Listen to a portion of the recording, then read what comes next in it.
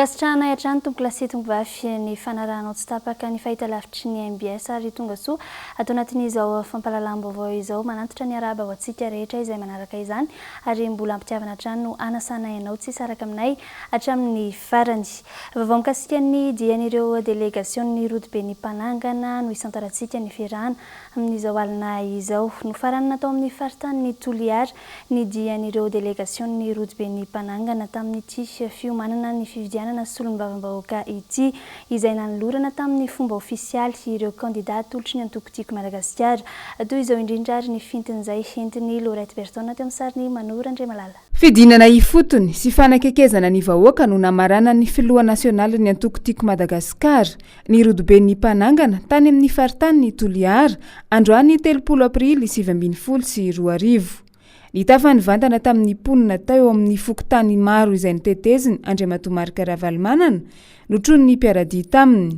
Nitandreny ny etaeta sy ny olona ny ponina eny fotony ary nampafantatra azy ireo ny kandida natolotry ny Timaka 25 ho fidina ho solombavam-bahoaka amin'ny 17 Mey ho avy izao ka hitondra ny fampandrosoana eny amin'ny distrika ny Aviniavy.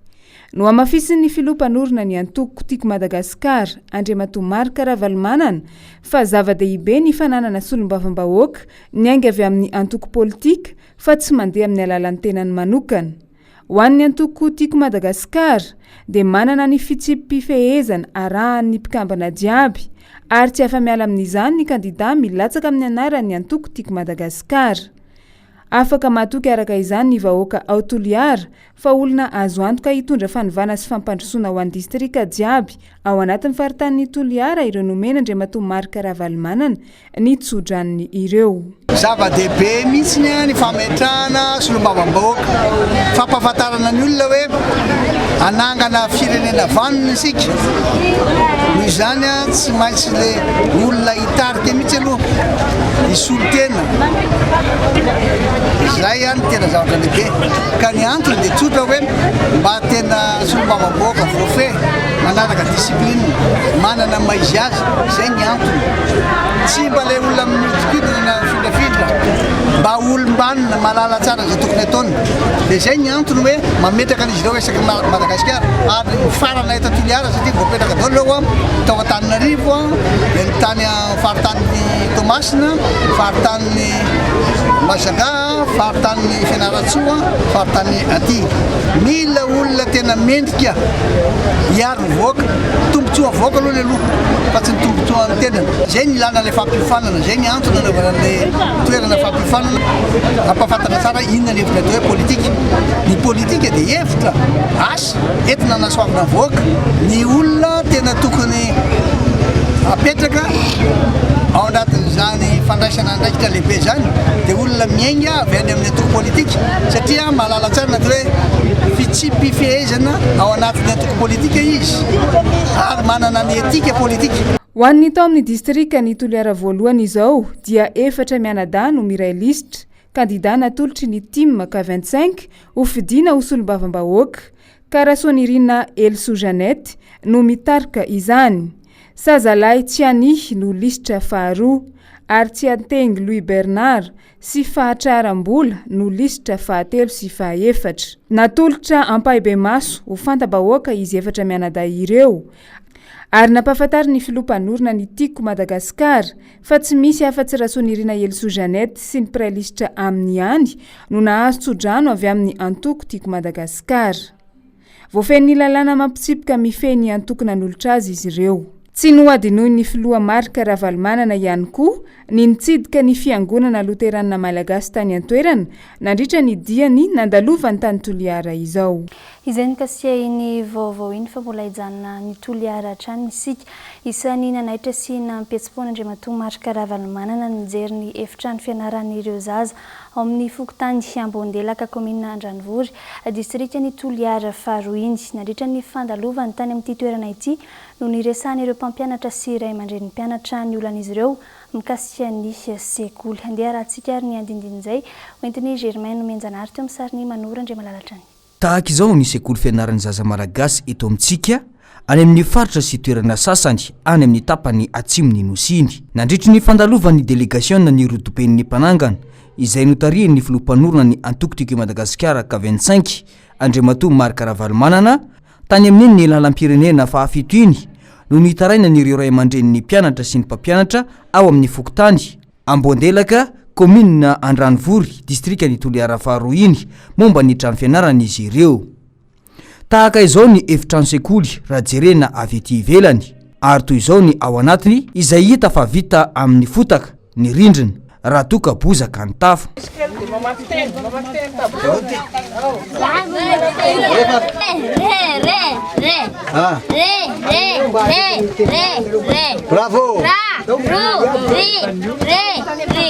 Misy mpianatra 900 no beazina ao amin'ity sekoly ity ary fantatra fa voasoratra mazava eny anivon'ny farim-piadidim-pampianarana na ny Cisco fa mitondra ny anarana EPP na école primaire publique ny sekoly. Zahay zao fa anatin'ny efatsy tao sekolinay toy amboarinay santao de sakiropaka raha toy amboarinay sakiropaka amboarinay.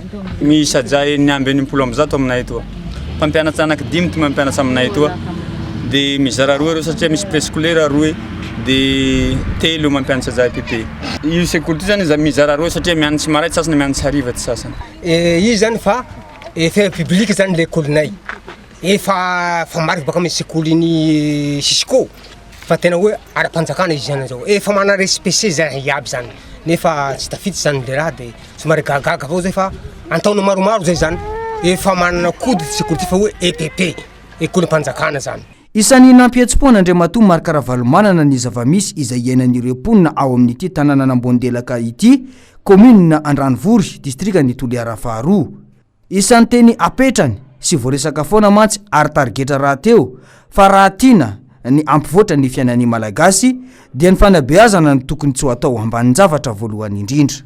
Ajantsika hatreho mikasiany fitsidiana tany Toliara iny fa iverina eto Andrenivohitra isika ato anatin'ireto vaovao manaraka ireto no tanterahana io atoandro ny fanaovana soni ilay tokony omena ho an'ny kandida solombavambahoaka teto amin'ny faritra Analamanga. Nisy tamin'ireo kandida no tsy tonga ary ny 100% tamin'ireo kandida tonga ihany no nanao ny soni betsaka raha teo moa no nisalasala tamin'ny fampiarana ity tokony omena ity. Jessica Miraisy Erzora Zonarvonty no mitondra izay vaovao izay. Tokony omena raha ampatsiahivana dia fifampifehezana sy dinana rafitry ny fiarahamonim-pirenena mba hampanjakana ny demokrasia sy ny fangaharahana eo amin'ny fifidianana solombavambahoaka hatrehantsika ny 17 ny volana Mey izao. Toa ilay charte de bonne conduite na rafitra nandritra ny fifidianana filoham-pirenena lasa teo. Voarafitra ao anatin'ny tokony omena avokoa ny toetra mendrika tokony ananana kandida solombavambahoaka mialoha mandritra ary aorian'ny fifidianana. Nandritra ny fanatanterahana ny fanaovan'ny soni androany anefa saika nametraka fisalasalana avokoa ny ankamaroany ireo kandida solombavambahoaka. Eo ny tsy fisian'ny fanaraha-maso tokoa ny toy ny ilay dina ary eo ihany koa ny tsy fisian'ny sazy miatra ireo minimiopefy sy tsy nanao ny soni. Fa eo ihany koa ny fisian'ny kandida milaza fa miaradia amin'ny fanjakana ka mandika lalàna. Makasitraka be lehibe an'ilay inisiativa tena tsara ary tena ilaina. Fa ny fomba fijerinay manokana somary tara satria ny ankamaroany zavatra rehetra voalaza ao efa voahitsakitsaka nandritra le fotoanan'le pré-campagne izay tsisy lalàna mifehy azy. Dia ny fomba fijerinay zany izahay tonga eto reto angamba le tsy nanitsakitsaka fa le nanitsakitsaka tsy sanatry tonga dia miaccusé fa atraiza zany no fahefana sy herin'ity tokony omena ity eo amin'ny fampiarana azy satria izay dia tena mahita fa any amin'ny terrain asany ro sasany efa tena be dia be amin'ireo rehefa miatra. Maro kandida mpifaninana nefa atao hoe vitsy ny tonga eto. Sasa misalasala no soni marina be nena satria inona marina zavatra mety andra sy mety azo azy na ohatra ka hanao izay soni izay izy. Ny any zavatra sosokevitra tonga dia omeko hoe sao dia tokony tsy atao androany le soni fa ireo kandida rehetrarehetra izay lany eny amin'ny assemblée nationale izay lany ho député aorian'ny fifidianana ny fahitsety ireo rehetrareo tsy hoe tsakanavaka no asiana manao le soni dia samy tokony andraikitra avy eo. Misy mpitantana fototany misy samiaraka aminy misy le hoe autorisation d'absence na le disponibilité na le tsy fahafana mitana andraikitra mandritra fotoana fetry dia nanao an'iny taratasy ny ara-dalàna zareo fa aproger le olona amin'izao fotoana izao zany hoe tokony hiverina indray miasana izy rehefa vita ny fifidianana izay rehefa to préfet mbangatanay amantany satria tokony sur le même pied d'égalité daholo reo candidat reo fifidianana baditsika dia tokontsika eo ihany ny engagement fa na ny tokony andraiky mpanjakana ny ratsa mangaiky koa tokony ny engagement hoe reny teriterina taona ireny laingy rehefa tsisy akory dia amin'izay makalaka izy raha nametraka ireo fisalasalana ireo araka izany ny candidat solomavambahoaka tonga teto amin'ny CFM Mampefilo dia nanome toko kosa ny préfet Analamanga fa hifehy ireo sefo fokotany ary anala ireo izay mbola tsy manaja ny tsy fiandaniana. Aza matahotra nareo fa ny neutralité absolue et totale dia tsy maintsy hotandrovana mandritra ny campagne électorale mandritra ny fandatsaham-bato ary aoriana zay. Rehefa tonga any amin'ny toerana any nareo any amin'ny surtout Antananarivo renivohitra dia an-tanora lehibe fokotany reo vomivoriako reo tamin'ny valo dia efa namory andreo tamin'ny tena mazava mibaiko fa zay tsy manaraka an'izay neutralité zay tonga dia miala. Tsara ny mampahafantatra fa enimpolo isanjato tamin'ireo candidat tonga ihany no nanatanteraka ny sonia. Fanomboana ny fanaovana sonia ity natao teto Antananarivo fa isokatra kosa hatramin'ny fahadimy volana Mey izao. Iparitaka hatrany amin'ny faritra ihany koa ity fanaovan-sonia ity fa ny candidat teto amin'ny faritra Analamanga no nanomboana azy. Vaovao avy eo anivon'ny komina Antananarivo renivohitra kosa indray avaozina sy amboarina ireo lalam-pirenena mivoaka sy miditra ny renivohitra. Lalam-pirenena mirefy eo amin'ny 50 kilometatra eo.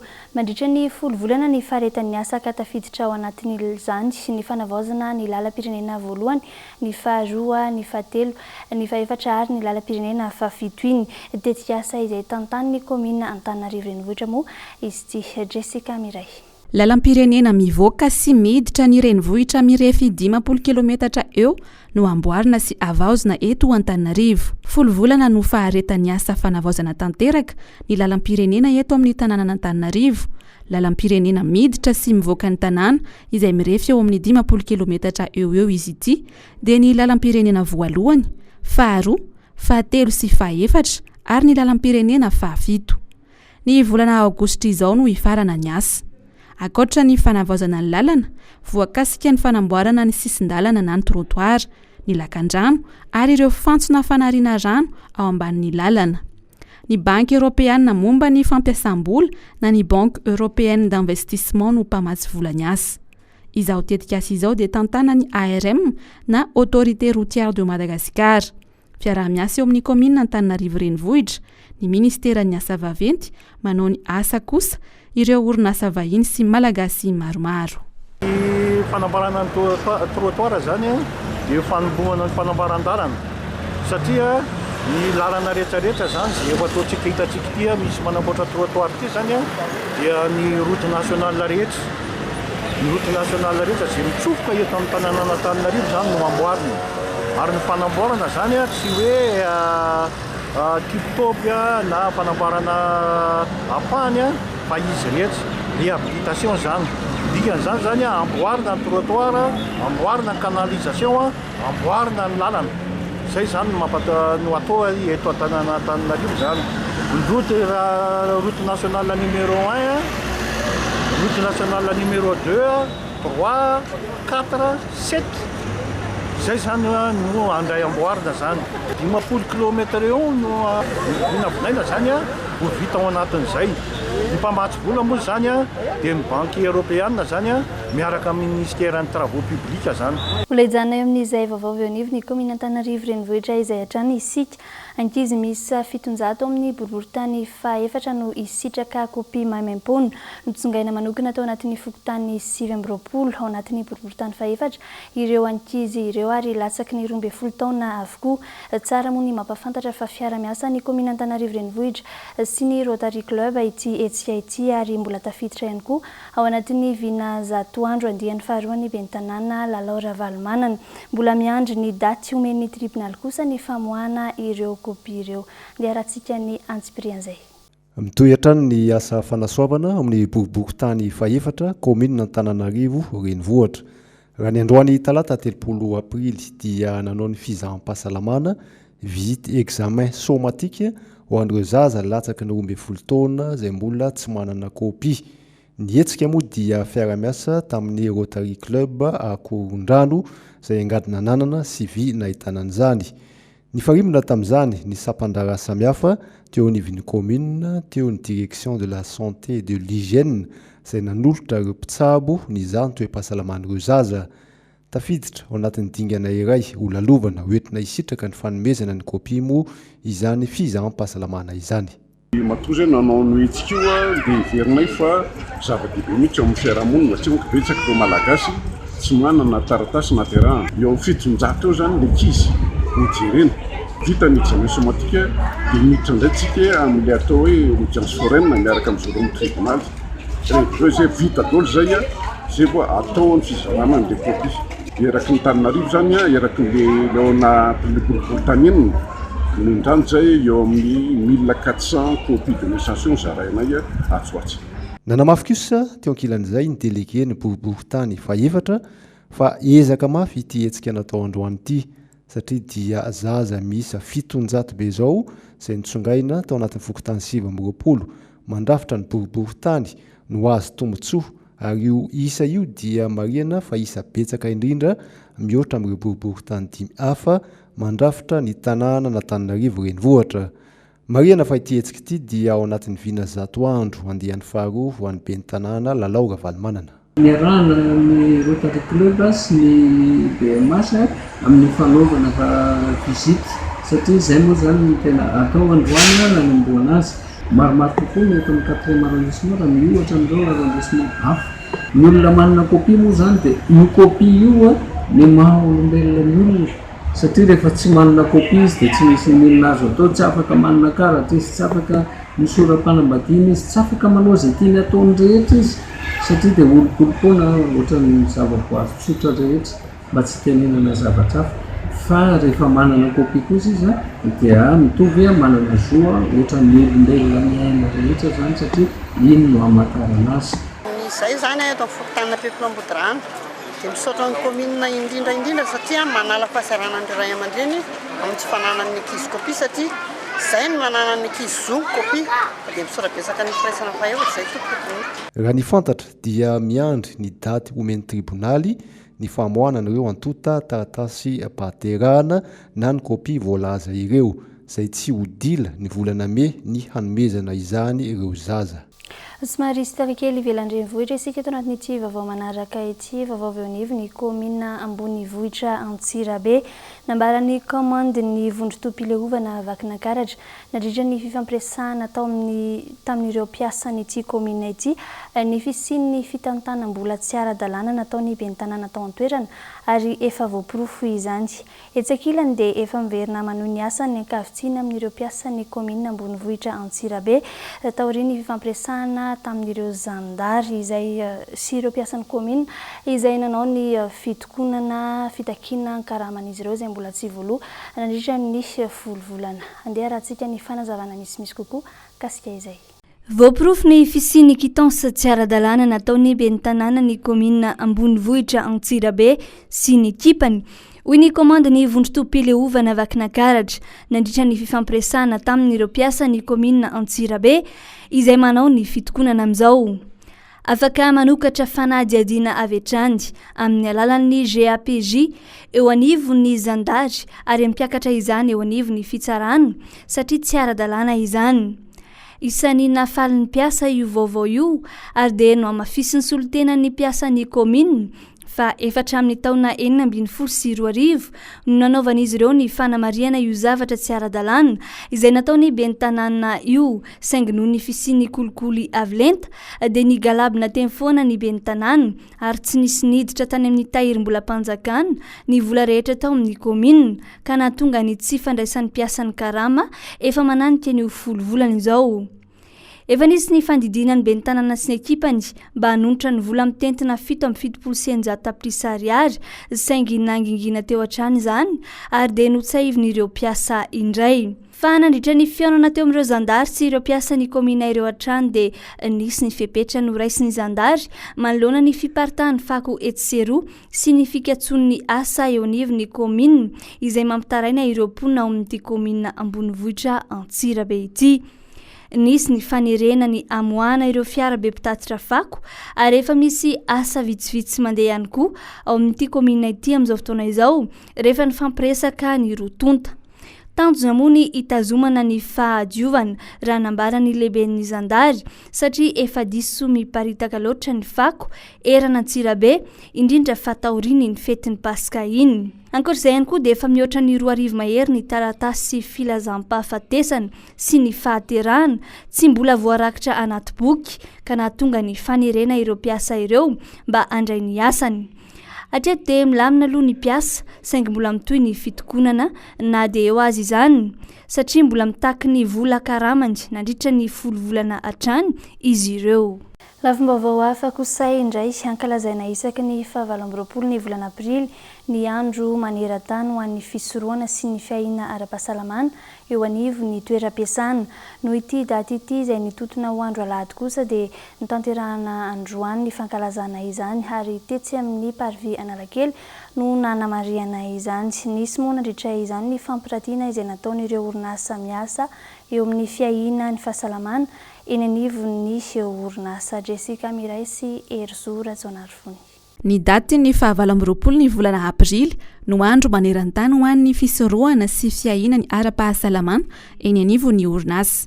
Saingy ho antsika eto Madagasikara mbola vitsy amin'ireo mpiasa no misitraka izany fiahiana ara-pahasalamana izany satria mbola vao ny 20 isanjato ihany. Ny tsy fanarahan-dalàny mpampiasa fa eo ihany koa ny tsy fanarahan-dalàny ilay orinasa no antony anisan'ny mahatonga ny tsy fiahiana ara-pahasalamana. Zo feno ananan'ny mpiasa iray anefa ny fananana ny fiahiana ara-pahasalamana ho azy sy ny ankohonany. Fantarony zonao 12 andro nidiranao ny asa tao amin'ny toeram-piasana anankiray dia tokony efa voasoatra ianao eny amin'ny tobi-pitsaboana iombonan'ny orinasa izay misy ao amin'ny faritra misy ny toeram-piasanao. Vao tafiditra miasa ianao alohan'ny andraisanao an'ilay poste normalement dia tokony misy an'ilay visite d'embauche. Iny dia jereva mpiasa hoe ny fahasalamanao sy ny toe-batanao ve mety misadapta amin'ilay poste de travail omenanao. Ny mpitsabo reriany mahita an'izay. Ny mpitsabo ihany koa no mijery na isa 3 volana na isa taona na isa 9 bolana izy mahafantatra hoe manao ahoana ty toeram-piasana n'ity olona ty ariska be ka tokony ho jerevana matetitetika ny fahasalaman'ilay mpiasa so nidina na stagna na nisy vonana azo anazy misy tsy fahafahana. Raha sanatringy efa katojo an'ilay voiny tratrany accident na tratrany maladie professionnelle dia ireo mpitsabo ireo no mandray ny tanananao mameny fitsaboanao anao ary mandefanao any amin'ny CNAPS satria ny CNAPS no mandray ny tanana resaka vitakahitra na fanampiana na ny solony na fanomezananao protège. Raha ohatra ka mila protège ny vonana azo anao dia ny CNAPS no mandray ny tanananao ireo mitsabo ny mandray tanana n'ireo mpiasa izay tradoza teny am-perinasa na sanatria tratry ny aretina vokatry ny asa nandritra ny fotoana ny asana. Raha tsy mbola misitraka ny zony fiahiana ara-pahasalamana araka izany ny mpiasa iray dia azony atao ny manantona ny inspection du travail manao fitarainana. Dia manao fanentanana foana izay hoe nareo mpampiasa meo amin'ny mpiasa ny zony fa ny mpiasa voaro ny amokatra ary anatsara ny vokatry ny orinasanareo. Ho an'ireo mpiasa ihany koa dia fataro ny zonareo fataro fa tsy hoe na mahazo nareo na tsy mahazo dia mety aminareo fa fataro fa zo tsy maintsy azonareo ny resaka fiahiana ara-pahasalamana zany. Manentana anareo raha sendra any amin'ny orinasa tsy manome an'izay zoanareo zay a takeo aminazy l izy ka raha mbola minimizingizina tsy mamezy a dia tongava eny amin'ny ministera manaova fitarainana hojerevana akaika momba n'izay onasa esanareo zay. Androany kosa no nanamariana tamin'ny fomba ofisialy ny andro maneran-tany ho an'ny fisorohana sy fiahiana ara-pahasalamana ho antsika teto Madagasikara. Loha hevitra tamin'ity taona ity ny hoe fisorohana fahasalamana antoky ny asa. Nandritra ny fanamariana ny andro maneran-tany ho an'ny fisorohana sy fiahiana ara-pahasalamana dia nisy ny fampiratiana nataon'ireo orinasa miasa misahana ny fahasalamana eny anivon'ny orinasa. Vaonkasika ny fiainam-pirenena kosa indray hanomboka anaramaso sy ijery ny tsenam-barim-panjakana ny firaisamoam-pirenena maro mivondrona ao amin'ny OIMP na ny Observatoire Indépendant des Marchés Publics no ny fahitan'izy ireo ny lesoka misy eo amin'ity tsenam-barim-panjakana ity no antony isiny izao fanarahamaso izao. Androany moa nanao ny fivorim-be tsy ara-potoana izy ireo nandrafetana ny fanatanterahana ny asa. Andeha rahantsika ny andindin'izay teo amin'ny sariny Erzora Jonarfony. Tsy taza-potsiny manomboka eto ireo firaisamoam-pirenena mivondrona ao amin'ny OIMP fa anaramaso ary idina ifotony anao ny fanadihadiana lalina mikasika ireny tsenam-barim-panjakana ireny. Ny anga tamin'ny fitarainana maro izay efa voarain'izy ireo sy ireo karazana lesoka hita maso no antony mahatonga izao fanarahamaso izao. Misy lesoka be dia be ary dinareo mahafantatra be dia be no izara fa firifiry akory moa ny barazy zay vita nefa voatlatsaka indray mandeha ny orana dia efa rava na ny trano sekoly izay lasa pasoara ny tafony indraindray ny hôpitaly izay tsy azo idirana akory ka ao zany no lavaka goavana indrindra ivoan'ny volam-panjakana mankany am-postin'olo-kafa. Efa nangatahanay tany amin'ny fotony daholo le marché public anisy sy hisy dia fa io zany hojerenay amin'izay hoe ty atao ato ty mandeha ato arakaraka izay azo atao fa misy maromaro zareo izay hofanina manomboka rapitso. Anomboka amin'ity herinandro ity ny fampiofanana ireo olona anatanteraka ny fanarahamaso io. Aorian'izay fanarahamaso izay kosa dia tsy maintsy isy ny tatitra ataon'ireto fiarahamonim-pirenena ireto any amin'ny tompon'andraikitra mahefa. Isy aloha ny liste karazany roa dia araka ny fomba mahazatra antsika hoe liste noire. Izay eo amin'ny liste noire zany a dia tsy maintsy apetrakay eo an'itren'ny tompon'andraikitra milaza hoe reto olona reto kosa na zao fomba fanao zao kosa tsy mety. Ary misy ny faharoa dia le andraikitray société civile le dénonciation. Sy zavatra zay zany no ataonay. Ary angamba isy fanentanany ihany koa ho any amin'ny fitoriana zany zavatra zany. Zay tranga zay aloha efa misy fa tsy izay nanao azy fa ny tsarabe-bahoaka le tompon'andraikitra ohatra hoe vonimboaka tsara-pahefana ohatran'izany dia misy fitarainana nataony zareo. Androany dia nisy ny fivorim-be tsy ara-potoana ny arahan'ireo firaisamoam-pirenena mivondrona ao amin'ny OIMP na ny Observatoire Indépendant des Marchés Publics sy ny PNUD tetsy amin'ny IKM Antsahavola. Vao ny tsy fandriam-pahalemana kosa indray tovolahy iray no maty vokatry ny fanafiana mitapiadiana tany Sambava. Very tao anatin'izany ihany koa ny vola mitentina ray faingo 4 tapitrisa ariary raha ny fantatra dia tovolahy mpandraraha lavanilina ity niara-ny fanafiana ity. Fa ankoatr'izay ihany koa dia mpangalajaza iray ihany koa no tratra tao Antsirabe ary saika niara-ny fitsaram-bahoaka. Germain Nomenjanary sy Mathieu Princine nanangona ny vaovao. Na dia eo aza ny filazan'ny fitondrana momba ny famatsiana ara-pitaovana ny mpitandro filaminana mba ampisy ny fandriam-pahalemana dia mbola tsy hita taratra mihitsy ny momba ny vokatra izay hatreto. Pobasy ny misasakaly ny 7 ny volana aprily teo no nanaitra ny manodidina saingy tsy nisy ny samivoaka fa niantsona mpandre mpitandro filaminana avy hatrany tao tsara rivotra fokotany ny Ambodisatrana faharoa tany Sambava no nisehoany izay fanafiana izay ka nahafatesana tovolahy iray izay fantatra fa voatifitra teo Ambavafo sy nahaverezana vola ihany koa. Tao anatin'ny ranomasy tanteraka no nijoro vavolombelona no nitrangana anjo azy ny renim-pianakaviana izay vadina velan'ny maty. Raha ny fanazavana dia vao nanozongozona ny varavaran'ny trano ireo jolahy dia avy hatrany namoa ny vadiny iray ramatoa fa misy olona mitady hamaky ny tranon'izy ireo. Vao ny foa nefa ity renim-pianakaviana ity ka anatona dia efa nisokatra ny varavarana ary avy hatrany dia nisy nanosika azy mafy mba hiverina ka nianjera ny tenany. Tsy nisy alahary fa hoe aiza ny volanareo dia natolotra ireto olon-dratsy ireto avy hatrany ireko tapo izay nisy vola izay mitentina ray faingo efatra tapitrisa ariary. Manomboka mahazo naka any amin'ny faritry indray arak'izany ny fanafiana amin'ny tampedina tahaka izao, indrindra fa ao anatin'ny fotoana ny vanila tahaka itony. Fa tany Antsirabe kosa indray dia mpangalajaza iray no sarony fokon'olona tao an-toerany. Raha ny fanazavana izay voaray dia efa fanaony izao asa fangalaran-jaza izao satria fantelo ny zao nahatrarana azy izao, saingy tsy nanorony ny nanafenan'ireo zaza izay nangalariny kosa izy teto raha ny voalaza ny loharano vaovao hatrany. Andrasana moa ny tohiny izao vaovao izao. Mazava arak'izany fa saika ny faritra rehetra manerana ny Madagasikara mihitsy no sahirana amin'ny afitsoko ny tsy fandriam-pahalemana ity. Dia hatrondray ny fotoanantsika tato ny fampahalalam-baovao amin'ny androany. Mankasitraka anao naraka izany hatramin'ny faran'ny sampana fampahalalam-baovao dia mamy fotoananao ho amin'ny rampitso voalohany volana May amin'ny 7 ora alina hatrany. Mandrapitata tompoko.